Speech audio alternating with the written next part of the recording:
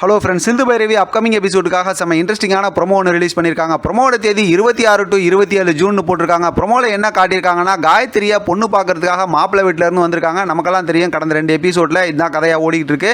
அப்போ பார்த்தோன்னா மாப்பிள்ளை வீட்டிலேருந்து வந்திருக்காங்க. எங்களுக்கு பொண்ணை ரொம்ப பிடிச்சிருக்கு, பொண்ணுக்கு மாப்பிள்ளையை பிடிச்சிருக்கான்னு கேட்டு சொல்லுங்கும் போது காயத்ரியும் ரொம்ப பிடிச்சிருக்கு அப்படின்னு சொல்லிடுறாங்க.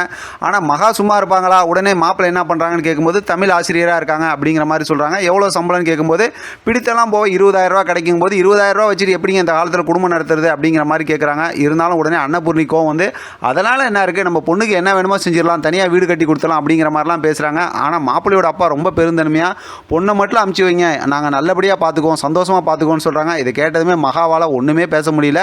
வீட்டில் இருக்கவங்க எல்லாத்துக்குமே சந்தோஷம். அதுவும் சிவாவும் சிந்துவும் பார்த்தோம்னா ரொம்ப சந்தோஷப்படுறாங்க. அடுத்து நம்ம பப்ளி பாய் சும்மா இருப்பாரா? உடனே பார்த்தோம் அப்படின்னா ஆறுமுகம் வந்து இப்போ பைரவி கிட்ட போயிட்டு ரொம்ப தேங்க்ஸ்னு சொல்கிறாங்க. எதுக்கு அப்படின்னு கேட்டால், நீ எங்கள் அம்மாவையும் என் தங்கச்சி ரொம்ப நல்லா பார்த்துக்கிற, உன்னால தான் இப்போ என் தங்கச்சிக்கு நல்ல மாப்பிள்ளை கிடச்சிருக்காங்க, அதனால தான் உன்னை எனக்கு ரொம்ப பிடிச்சிருக்கு அப்படின்னு சொல்கிறாங்க. பேக்ரவுண்டில் பார்த்தா சூப்பரான ஒரு ரொமான்ஸ் சாங்ஸ் ஓடுது. பார்க்கலாம் அடுத்து என்ன நடக்குதுன்னு. இதை பற்றி உங்களோட கருத்து கமெண்ட் பாக்ஸில் தெரியப்படுத்துங்க. தொடர்ந்து ஆதரவு கொடுங்க. தேங்க்யூ ஃப்ரெண்ட், தேங்க்ஸ் ஃபார் வாட்சிங்.